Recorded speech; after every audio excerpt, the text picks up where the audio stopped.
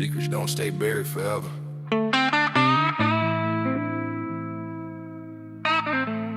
Tiana, they told us forget. But my grandmother wrote it all down.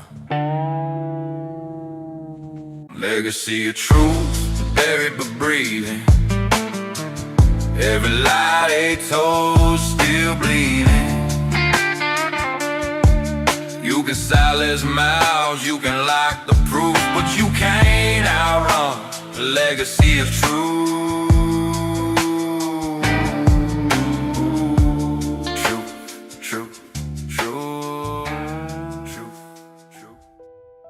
The morning after the tape went public, RollingWood felt like a town that just woken up from a long, suppressed nightmare.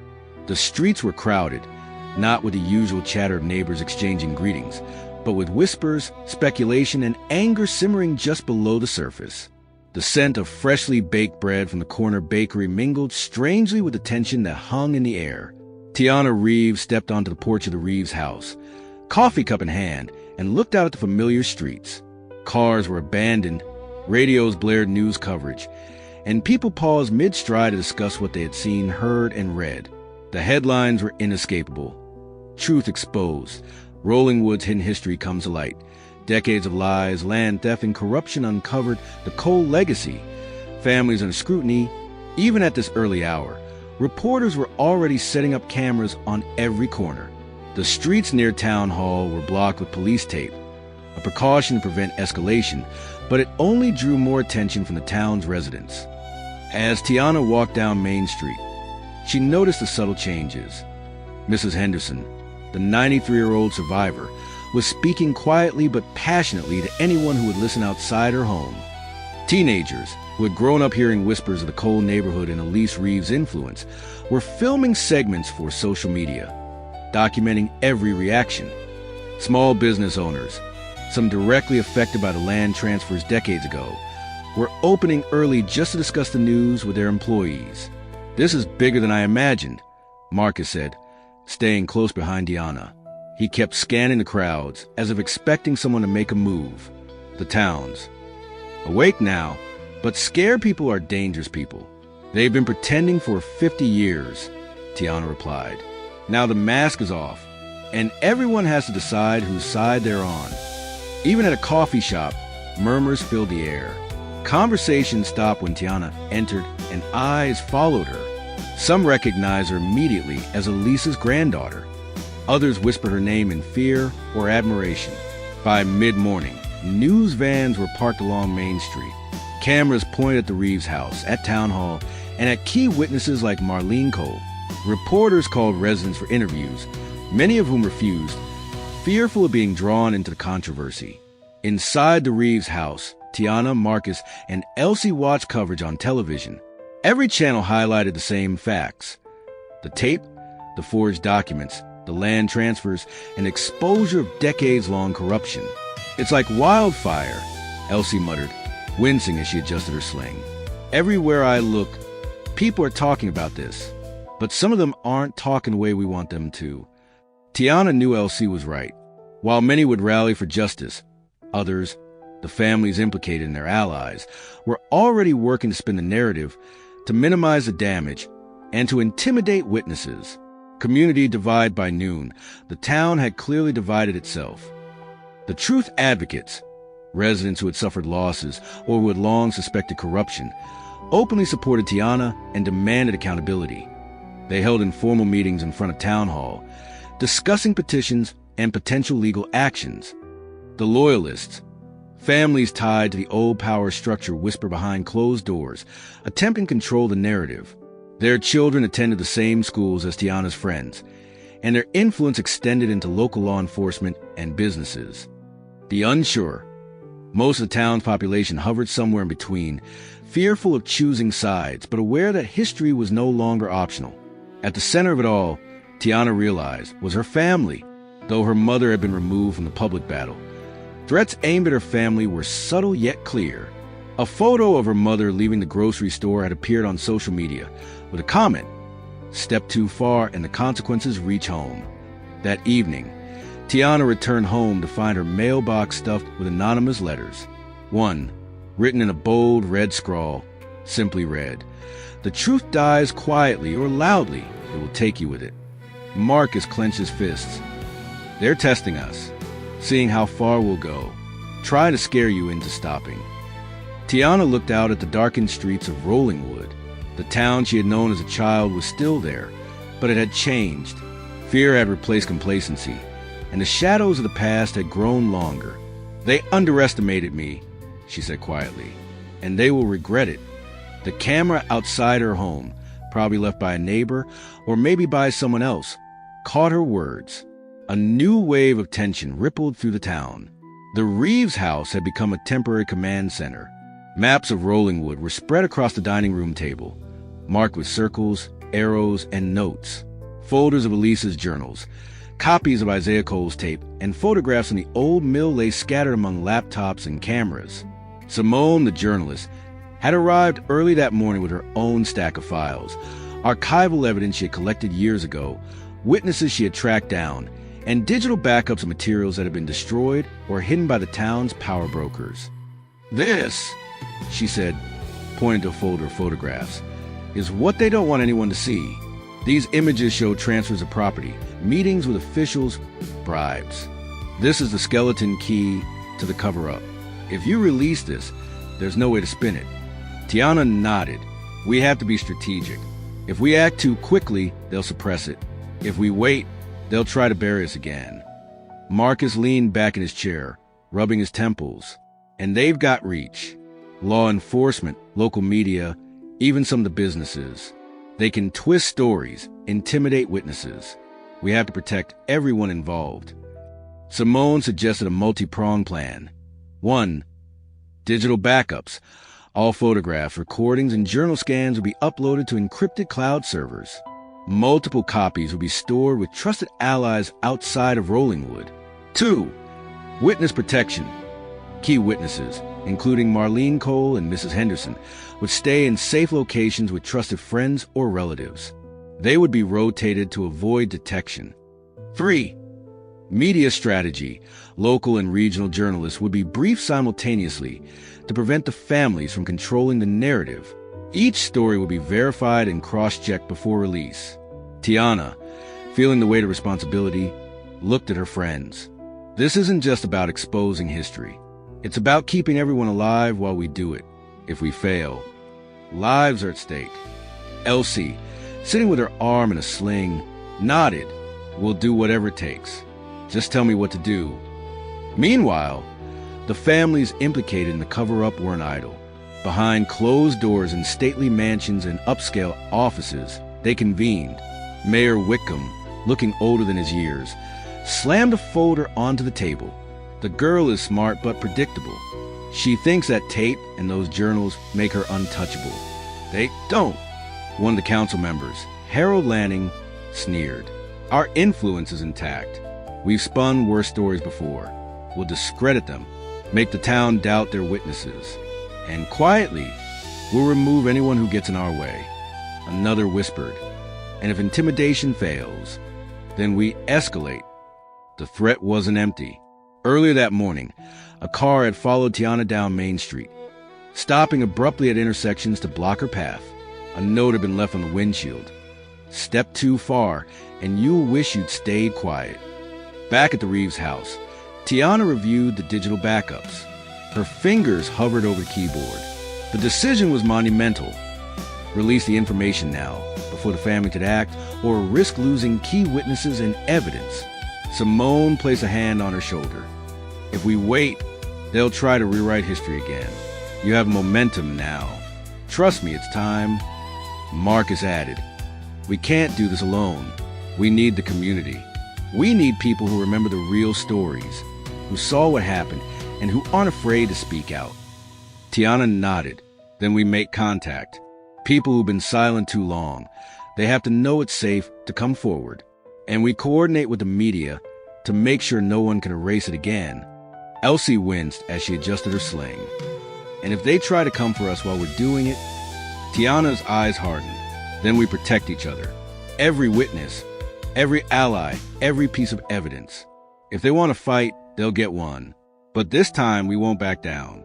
As night fell over Rollingwood, the house buzzed with activity. Laptops hummed, cameras recorded, and phone lines were monitored. Tiana made one final call to Marlene Cole. "We need you ready. Witnesses are being rotated tonight.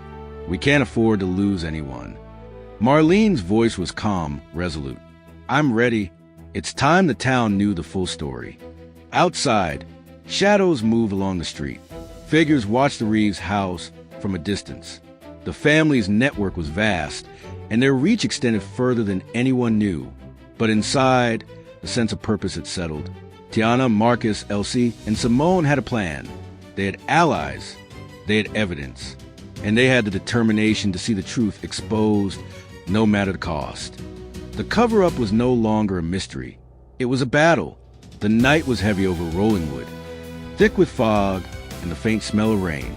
Streetlights flickered as if warning of the storm that was about to hit. Not just the weather, but the battle that had begun quietly in whispers and anonymous threats. Inside the Reeves house, Tiana sat at the kitchen table, reviewing surveillance footage Simone had set up around the property. The grainy black and white images showed shadowy figures lurking at the edges of the yard, moving between parked cars and disappearing before they could be clearly identified. "They're watching," Marcus muttered, leaning over her shoulder. His jaw was tight. "And they're not just scared, they're organized. Whoever is doing this has resources." Tiana nodded, her fingers tapping on the table. "We knew it wouldn't be easy, but they've crossed a line. Tonight, it's more than intimidation. They want us scared, and they're started with the people we care about." Earlier that evening, her mother had received another note slipped under her door. "Keep your granddaughter in check, or the cost will be yours." Tiana held it in her hand, the paper trembling slightly. The words were simple, but the weight behind them was unmistakable. The families weren't just protecting themselves. They were willing to harm anyone connected to Tiana. "They're escalating," Elsie said quietly. "Before it was just messages. Now it's personal." Marcus slammed his fist against the table. "Then we escalate too. We secure everyone. No one's going to get hurt. Not on my watch." Around midnight, a loud crash echoed from the side of the house. Tiana, Marcus, and Simone jumped up, hearts pounding. "They're here!" Marcus yelled, using the side door. Two masked intruders tried to force entry. Tiana grabbed a baseball bat while Marcus and Simone intercepted, quickly overpowering one of the men. The second fled into the night, leaving behind a small black device, likely a bug or tracking device. Simone examined it. "They're listening. They're tracking movements. Whoever this is. They're smart, and they're coordinated." Tiana's hands shook. "Then we have to be smarter. We can't just react, we have to anticipate." Meanwhile, in the mansions of Rollingwood's old families, council members and businessmen strategized. Mayor Whitcomb leaned over a table strewn with photographs of Tiana and the Reeves house. "We need to neutralize them, publicly discredit them, privately intimidate them, make them think twice before releasing anything more."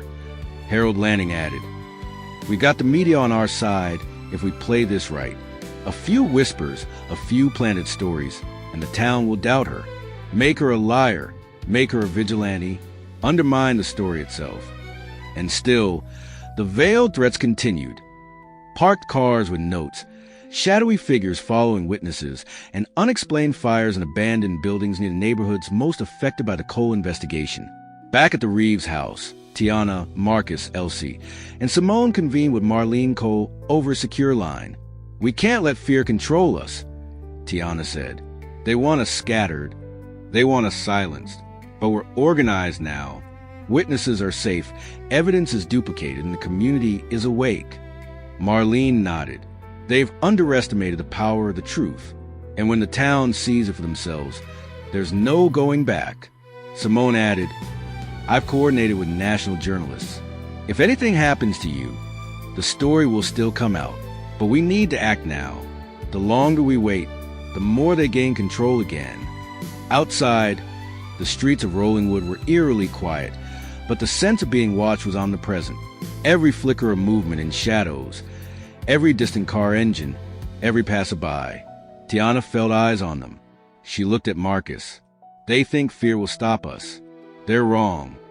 Marcus nodded grimly. Then let's make sure they know it. Step by step, we push back. And if they try to hurt anyone, they'll regret it. The cover-up was no longer just a secret. It had become a war, fought in whispers, shadows, and threats. Tiana Reeves had lit a fire in RollingWood that could not be extinguished, and the families knew it. The next morning, RollingWood woke to a sense of cautious anticipation. Rumors of unrest mixed with hope. Residents whispered about Tiana Reeves and her allies, wondering who would stand with them, who would betray them, and who would finally speak the truth. Inside the Reeves house, the team was already in motion. Tiana stood over a table filled with evidence and photographs, her eyes scanning every detail. Simone, sitting nearby with her laptop, looked up. We need more witnesses. People who remember the events from decades ago, those who saw Isaiah Cole, those who knew Elisa's role. Their voices will make the story undeniable. Marcus rubbed his eyes. We've got some people already, but a few of them are afraid. They've stayed quiet for years because of threats. Now, if they step forward, it's their lives on the line. Tiana's jaw tightened. Then we protect them, every single one. Tiana began calling former activist teachers and community members who had worked with Elise and Isaiah. Many answered hesitantly, but as she explained the evidence and the growing danger, the fear in their voices was replaced with resolve. One of the first to step forward was Mr. Daniels, an elderly man who had been a close friend of Elise's during the civil rights protests. They tried to scare us into silence back then, he said, voice trembling with age but strong in conviction. I thought the truth would never see daylight. But now, with what you're doing, it can. I'll testify and I'll tell anyone who'll listen. Next came Mrs. Thompson, a retired schoolteacher who had witnessed bribes and forced property transfers firsthand. She arrived at the Reeves house, documents and photos in hand. They thought we'd forget, she said, setting down a box of evidence. We didn't, and we won't. Marlene Cole, listening to their testimonies, nodded. It's about time the town heard everything. We've been silenced too long. Simone coordinated the digital side, ensuring that every document, photo, and recording had multiple backups, encrypted and stored in secure locations. Marcus, with his street-smart instincts, organized protective measures for witnesses, safe houses, rotating schedules, and discreet transportation. Even the smallest detail mattered. Anyone with knowledge of the evidence could be a target. Elsie, despite her injury, worked tirelessly to contact local media, carefully crafting statements that could be released simultaneously to prevent manipulation by the family's loyalists. Tiana was surprised when some of the town's younger residents began stepping forward. Teenagers who had grown up hearing whispers of the Cole neighborhood or Elisa's activism started documenting interviews and posting verified evidence online. This is bigger than we thought, Tiana murmured. The younger generation is taking up the cause too. Marcus smiled grimly. They've got nothing to lose and they've got social media. The families can't control it all now. Even small business owners, who had previously been intimidated into silence, offered venues for community gatherings and town meetings. Their loyalties shifted as the truth became impossible to ignore. By evening, the Reeves house had transformed into a hub of coordinated strategy. Maps were marked with locations of witnesses, safe routes, and potential threats. Laptops displayed social media trends, news coverage, and encrypted communication channels. Tiana addressed the room. We have allies. We have witnesses. We have the evidence. But the families know we're building power, and they'll strike back harder. This is the moment we need. Be precise, patient, and relentless. Marlene nodded. It's about truth now. Nothing else matters. And if we fall, the story still goes on. But we won't fall. Simone added, the national press is ready. We can release everything simultaneously. The cover-up will crumble, and the town will have to face the truth, whether they like it or not. Tiana's eyes scanned the faces around the table, friends, family, allies, and witnesses, all united by one goal, exposing RollingWood's hidden history and protecting those who dare to fight for it. Outside, the town seemed calm, but shadows moved with purpose, watching, waiting, planning. The families had allies too, and the fight was far from over. By dawn, RollingWood had transformed. Town Hall, usually a quiet, bureaucratic building, was now a fortress of anticipation. News vans lined the street, their satellite dishes pointing skyward.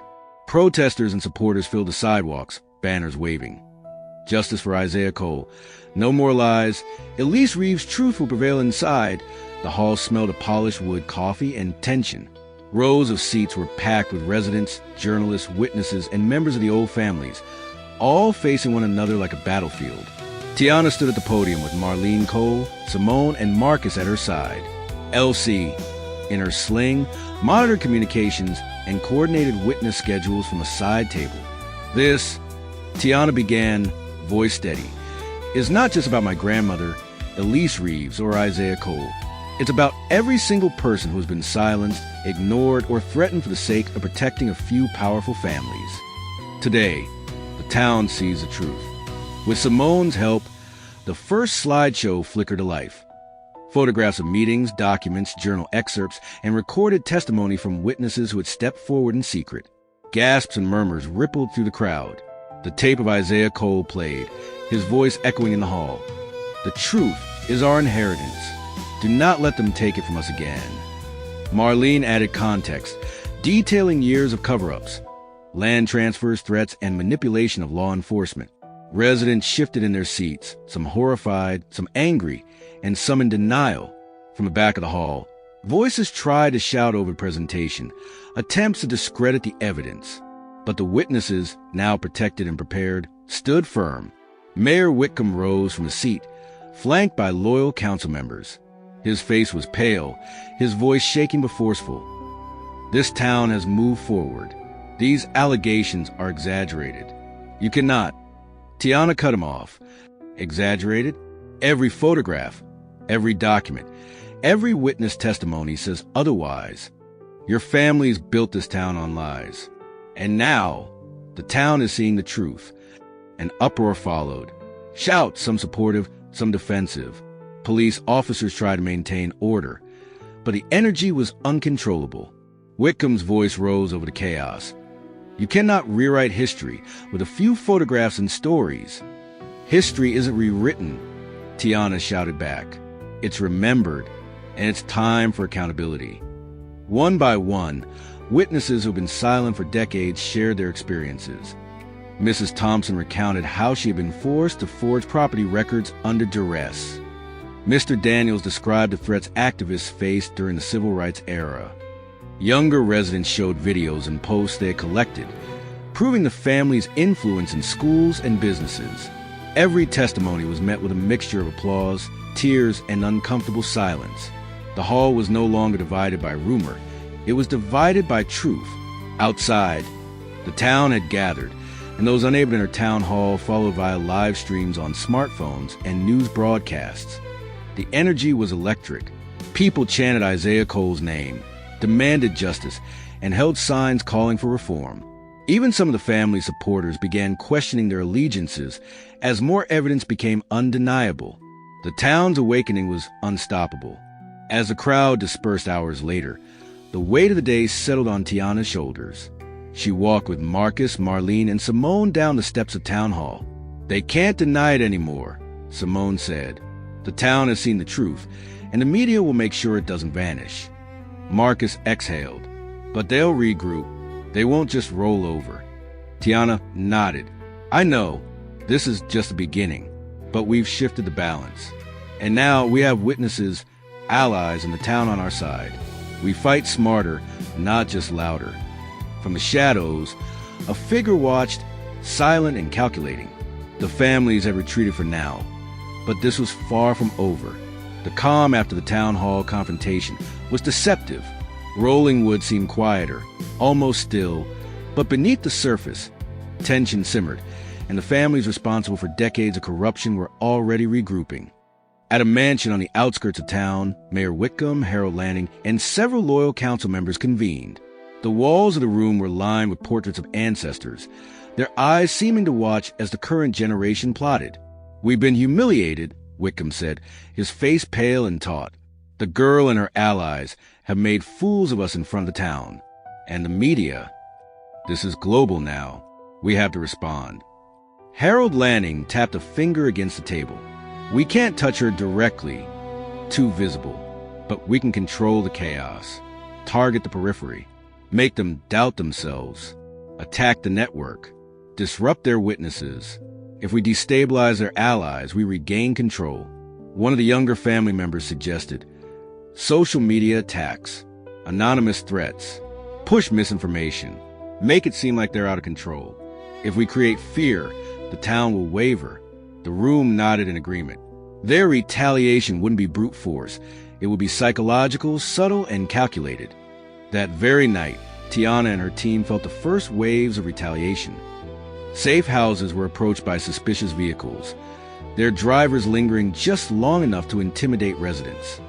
Emails and messages circulated among witnesses, threatening exposure or harm to their families if they didn't stay silent.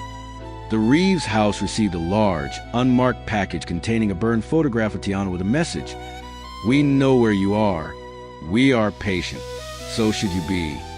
Marcus clenched his fists. They're testing us, seeing how far we'll go. Tiana set the package on the table and took a deep breath. Then we don't flinch. We adapt, we protect, and we hit back strategically. Simone had already contacted legal experts familiar with whistleblower protection, civil rights cases, and property law. By morning, lawyers were drafting motions, preparing subpoenas, and ensuring that every witness had legal protection. Marlene coordinated with the journalists to keep the story rolling. National attention made direct attacks more difficult. The families could intimidate locals, but the world was watching.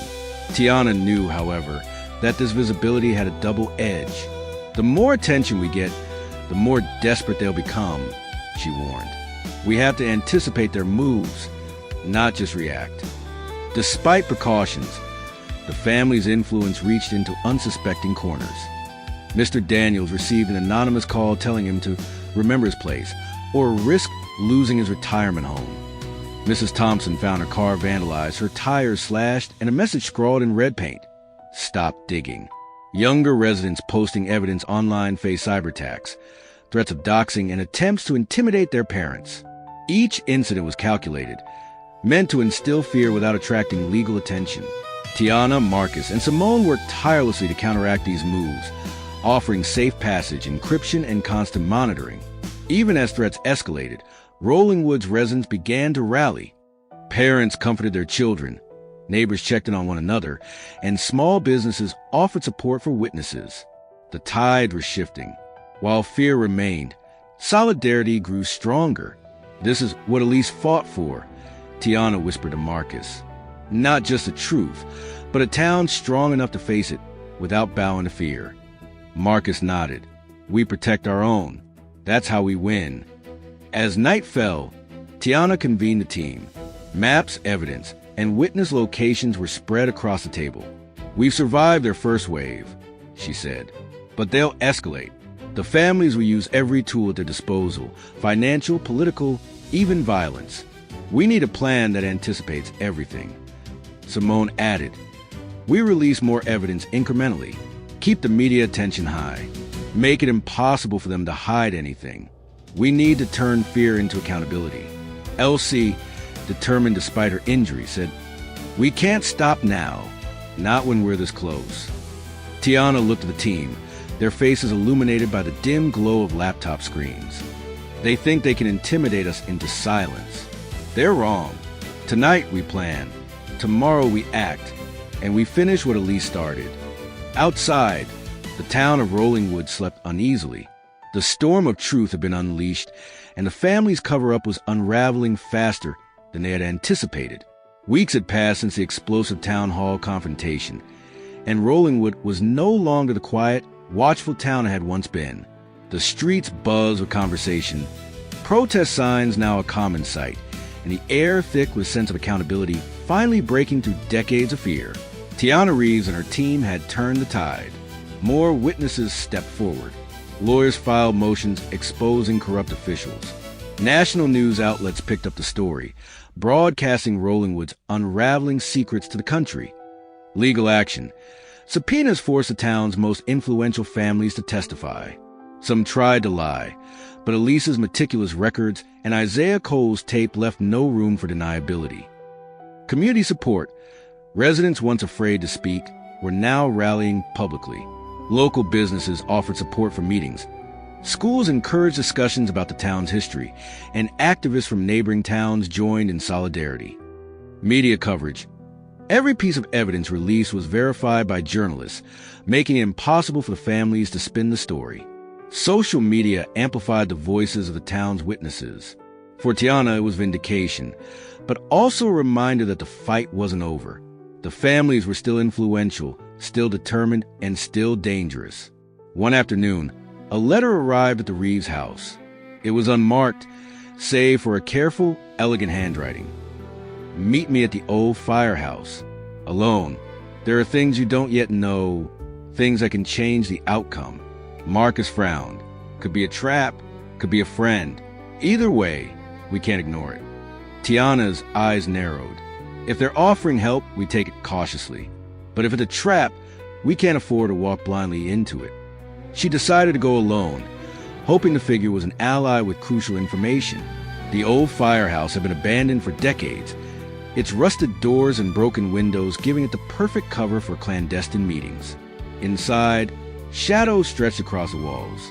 A figure stepped forward, an older woman, confident, with piercing eyes that seemed to see through Tiana. "You're doing well," the woman said softly, her voice echoing in the empty space. "But you're missing a piece. There's someone inside this fight, someone you've trusted, who's been working against you all along." Tiana's heart pounded. "Who? Show yourself." The woman shook her head. "I can't. Not yet. But trust no one completely. Not even those closest to you. And if you want RollingWood to truly heal, you must prepare for betrayal that will shake you to your core." Before Tiana could respond, the woman slipped a small envelope into her hand and vanished into the shadows. Tiana opened the envelope to find a photograph, grainy but clear enough to recognize. It was Simone, holding a folder labeled "Top Secret, RollingWood Cover-Up Evidence." But what made Tiana freeze wasn't the folder. It was the other figure in the photo, Marcus, smiling, handing the folder to Simone. A note at the bottom of the photo read, "Some alliances are lies. Some friends are enemies. Watch carefully, or lose everything." Tiana's blood ran cold. The fight for RollingWood's truth had just grown far more complicated and far more personal. The shadows of betrayal now loomed over her, and the town's fate rested on choices she wasn't yet ready to make.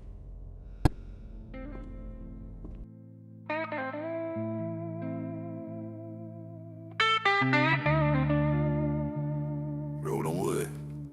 Secrets don't stay buried forever.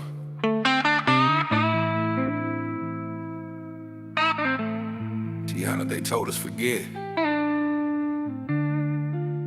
But my grandmother wrote it all down.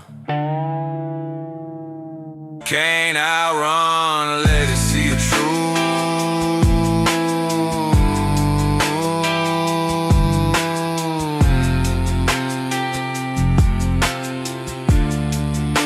You can't outrun a legacy of truth.